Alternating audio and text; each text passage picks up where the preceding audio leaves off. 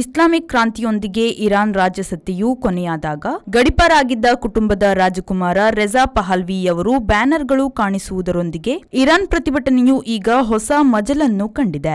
Islamic ಆಳ್ವಿಕೆಯ ಉಚ್ಚ ನಾಯಕ ಸೈಯದ್ ಅಲಿ ಹುಸೇನಿ ಖಮೇನಿಯವರ ವಿರುದ್ಧ ಎದ್ದಿರುವ ಪ್ರತಿಭಟನೆಯು ಈಗ ಇಡೀ ದೇಶವನ್ನು ವ್ಯಾಪಿಸಿದೆ. ಹೊಸ ಬೆಳವಣಿಗೆ ಏನೆಂದರೆ ಮಹಿಳಾ ಪ್ರತಿಭಟನೆಕಾರರು ನಾವು 47 ವರ್ಷಗಳಿಂದ ಇಸ್ಲಾಮಿಕ್ ಬಂಧನದಲ್ಲಿದ್ದೇವೆ ಎಂದು ಘೋಷಣೆ ಕೂಗತೊಡಗಿರುವುದು. ಇನ್ನೊಂದು ಹೊಸ ಬೆಳವಣಿಗೆ ಗಡಿಪಾರಾಗಿರುವ ರಾಜಕುಟುಂಬದ ರಾಜಕುಮಾರ ರೆಜಾ ಪಹಲ್ವಿ ಅವರ ಬ್ಯಾನರ್ಗಳು ಪ್ರತಿಭಟನಾ ಮೆರವಣಿಗೆಯಲ್ಲಿ ಕಾಣಿಸಿಕೊಂಡಿರುವುದು. ಇದರ ನಡುವೆ ಪ್ರಿನ್ಸ್ ರೆಜಾ ಪಹಲ್ವಿ ಅವರು ಇಸ್ಲಾಮಿಕ್ ಸ್ಟೇಟ್ ಆಡಳಿತದ ವಿರುದ್ಧ ಸಂಪೂರ್ಣ ಕ್ರಾಂತಿಗೆ ಕರೆ ಕೊಟ್ಟಿರುವುದು ಕೂಡ ವರದಿಯಾಗಿದೆ. ಇರಾನಿನ ಹಣದ ಮೌಲ್ಯ ಇಳಿದಿದ್ದು ಮತ್ತು ಬೆಲೆ ಏರಿಕೆ ವಿರುದ್ಧ ಆರಂಭವಾದ ಪ್ರತಿಭಟನೆ ಮತ್ತು ಚಳವಳಿಯು ಈಗ ಆಳುವವರನ್ನು ಕಿತ್ತೊಗೆಯಿರಿ ಎಂಬ ಮಟ್ಟಕ್ಕೆ ಮುಟ್ಟಿದೆ. ಅದರ ಜೊತೆಗೆ ಕೆಲವೇ ನಗರಗಳಲ್ಲಿ ನಡೆದಿದ್ದ ಚಳವಳಿಯು ಈಗ ಇಡೀ ದೇಶದ ಬಹುತೇಕ ಕಡೆಗೆ ಹರಡಿದೆ. ಪ್ರಿನ್ಸ್ ರೆಜಾ ಪಹಲ್ವಿ ಇರಾನ್ಗೆ ಹಿಂತಿರುಗಿ ಪ್ರತಿಭಟನೆಯ ನಾಯಕತ್ವ ವಹಿಸುವರು ಎಂದು ಹೇಳಲಾಗಿದೆ. ಇರಾನಿನಲ್ಲಿ ದೊಡ್ಡ ನಗರಗಳಲ್ಲಿ ಅಂತರ್ಬಲೆ ಸೇವೆ ನಿಲ್ಲಿಸಲಾಗಿದೆ. ಇದರ ವಿರುದ್ಧ ಕೂಡ ರಾಜಕುಮಾರ ಪ್ರಶ್ನಿಸಿದ್ದಾರೆ.